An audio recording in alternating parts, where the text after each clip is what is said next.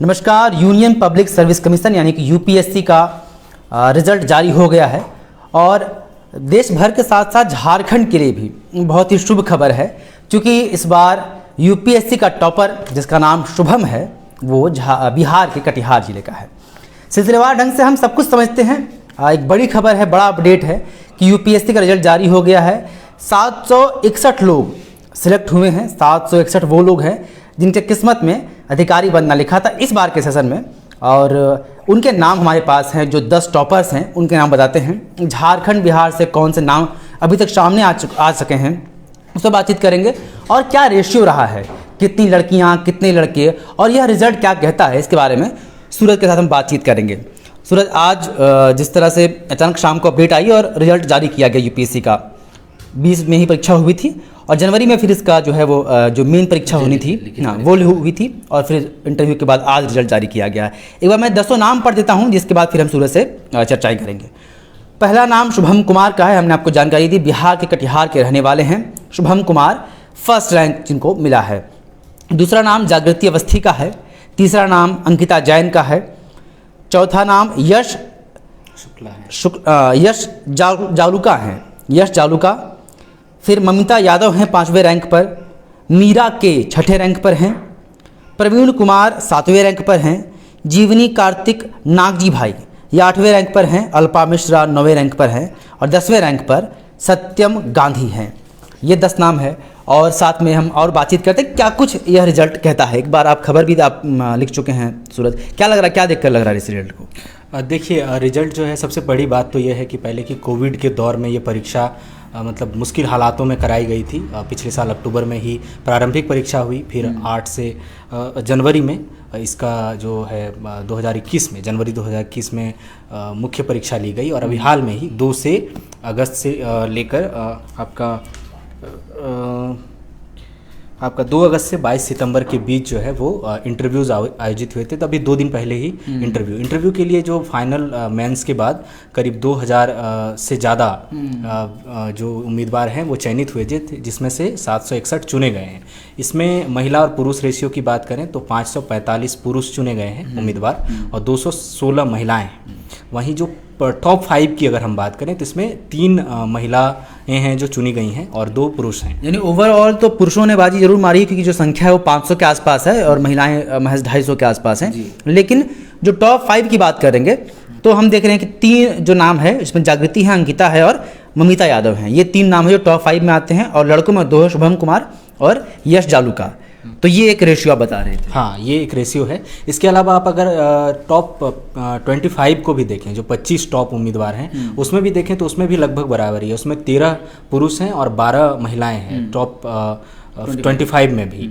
और इसके अलावा एक जानकारी और दे दूं कि जो शुभम हैं वो आपने बताया ही शुरुआत में कि वो बिहार के कटिहार के रहने वाले हैं। उन्होंने आईआईटी बॉम्बे से सिविल इंजीनियरिंग में बीटेक किया है, और जो दूसरी टॉपर हैं महिला जागृति अवस्थी, उन्होंने भोपाल से इलेक्ट्रिकल इंजीनियरिंग में बीटेक की पढ़ाई की है।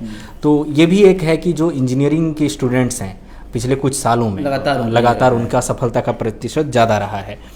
तो ये मतलब रिजल्ट जो है ये जारी किया गया है। और मैं ये बता दूं कि जो भी अधिकारी चुने गए हैं इनकी जो नियुक्तियां होंगी, जो अनुशंसा की गई है यूपीएससी की ओर से केंद्र सरकार को, तो उसमें ये है कि जो भारतीय प्रशासनिक सेवा, भारतीय पुलिस सेवा, भारतीय विदेश सेवा, भारतीय राजस्व सेवा, भारतीय रेलवे सेवा, इन तमाम सेवाओं में जो है इनको नियुक्तियां दी जाएंगी।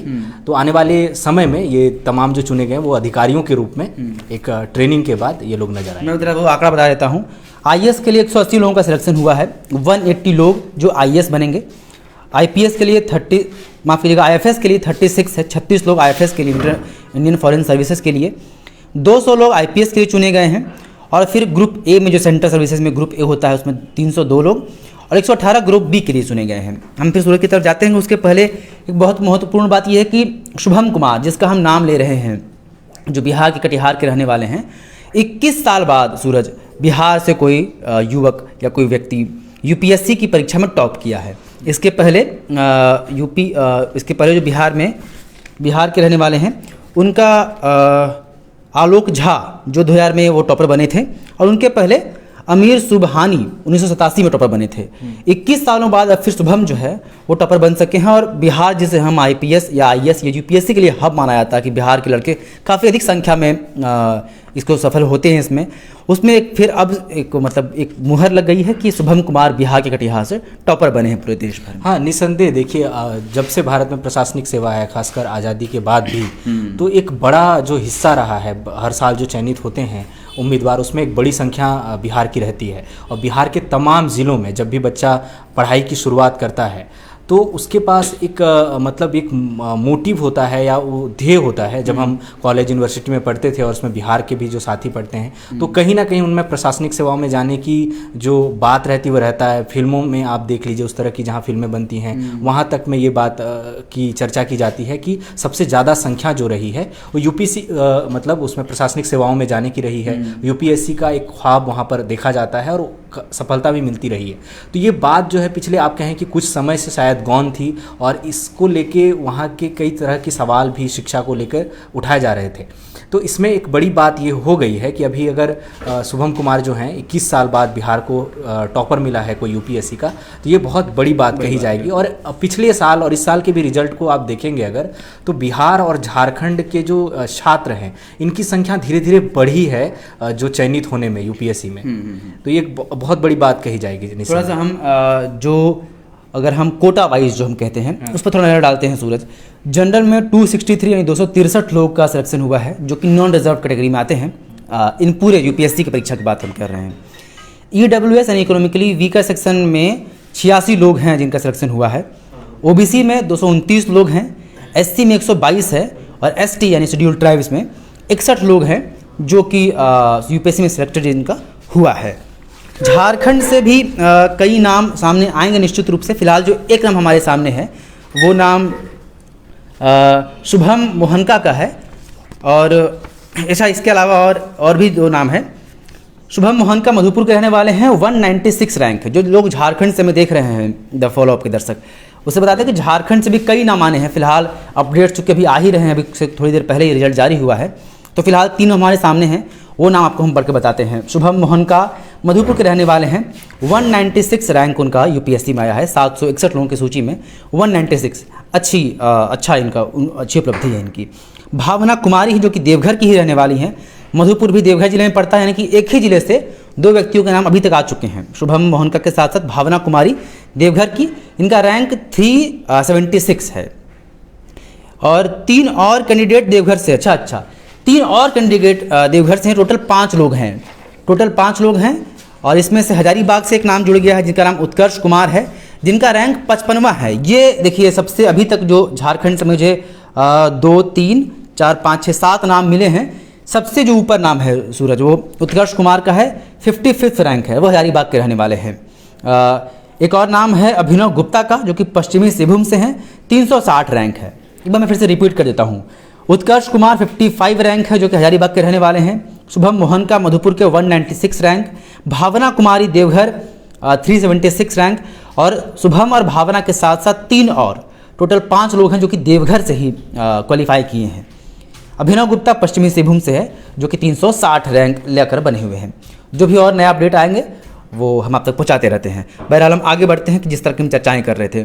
लड़कियों का प्रतिशत जो है वो इस बार भी अच्छा रहा, क्योंकि जो हम टॉपर्स की सूची देख रहे हैं सूरज, उसमें महिलाओं की संख्या अच्छी खासी है, और सेकंड टॉपर रही है, फिर 5th रैंक में 3 नाम है। मुझे लगता है कि ये एक अच्छा संकेत है महिलाओं। निश्चित तौर पर देखिए, पहले अगर यूपीएससी में एक तो महिलाओं की हिस्सेदारी कम थी जो चयनित होती थी, और अगर जब चयनित होती भी थी तो जनरली ये जो केंद्र होता था वो बड़े शहरों की लड़कियां ही, जहाँ पर शिक्षा को लेकर थोड़ा ज़्यादा जागरूकता रहती, वहाँ से होती थी। पर आप देखेंगे कि छोटे शहरों की तरफ जो है ये रुख जा रहा है सबसे बड़ी वजह। जैसे आपने देवघर की बात की कि वहाँ से भी अभ्यर्थी चुनी गई हैं, या आप टॉपर को ही ले लीजिए जो जागृति हैं, हाँ कटिहार जैसे, तो छोटे छोटे जिलों की, आप पश्चिमी सिंहभूम की बात कर रहे थे, तो छोटे जिलों से जो है, छोटे जिलों से, छोटे शहरों से अभ्यर्थी चुने जा रहे हैं। और महिलाओं के प्रतिशत की बात आपने की, तो एक बात और बता दूं कि 2015 टीना डाबी का नाम कोई नहीं भूलता है और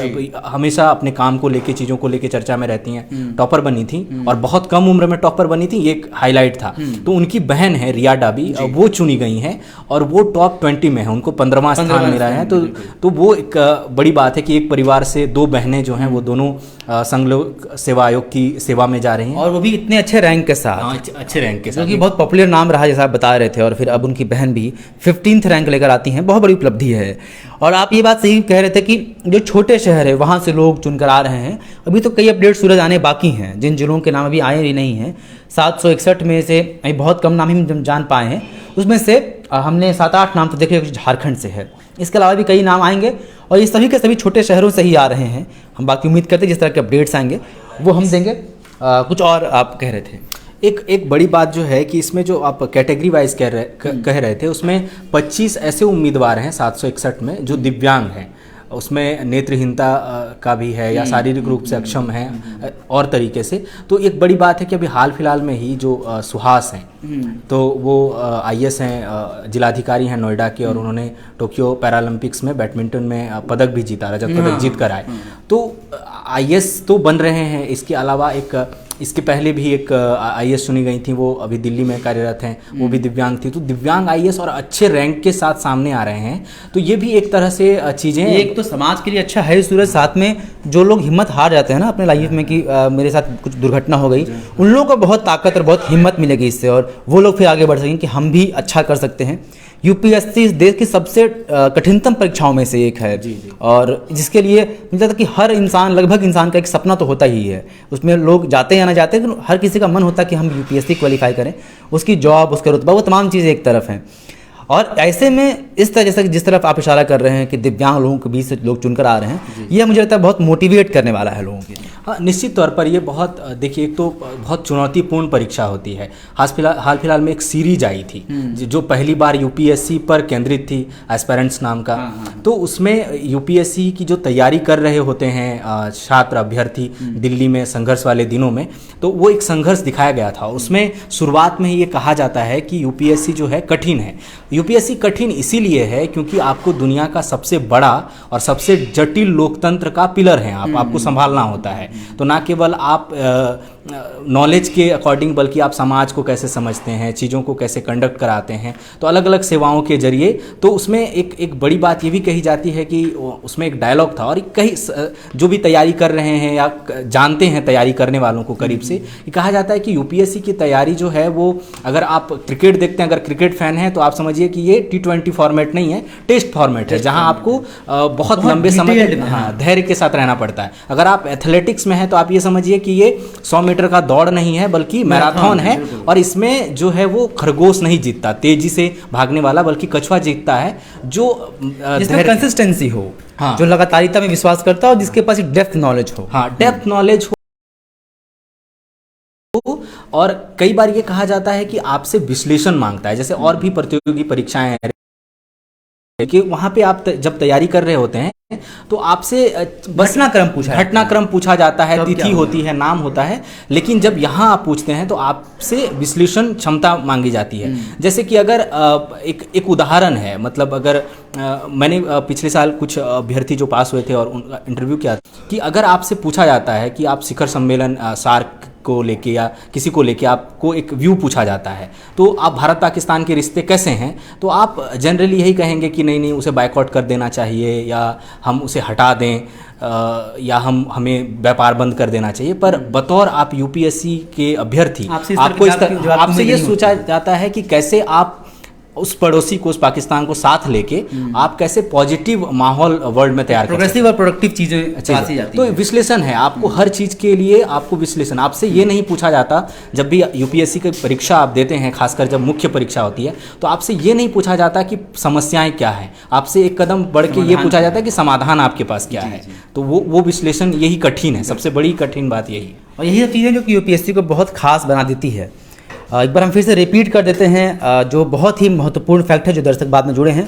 761 लोगों का सिलेक्शन हुआ है UPSC में हमने टॉप 10 रैंकर्स की सूची बताई। शुभम कुमार टॉपर हैं, बिहार के कटिहार के रहने वाले हैं। झारखंड से भी 7-8 नाम सामने आ चुके हैं, जिसमें देवघर के लोग, संथाल परगना के लोग, पश्चिमी सिंहभूम से लोग आ रहे हैं। कई अपडेट्स भी और आने बाकी हैं, वो जब चीज़ें जुड़ेंगी वही आपको हम बताएंगे। शुभम कुमार, जागृति अवस्थी, अंकिता जैन, यश जालूका, ममिता यादव, मीरा के, प्रवीण कुमार, जीवनी कार्तिक, नागजी भाई, अल्पा मिश्रा, सत्यम गांधी, ये वो नाम हैं जो टॉप 10 की रैंक में आए हैं। और ये अपने हिसाब से IPS, IAS, IFS या कोई भी चीज़ चूज़ कर सकते हैं। साथ ही 761 लोगों के नाम हैं जो कि इस बार UPSC परीक्षा में सफल हो पाए हैं और जिनके नाम अब बहुत ही सुनहरे अक्षरों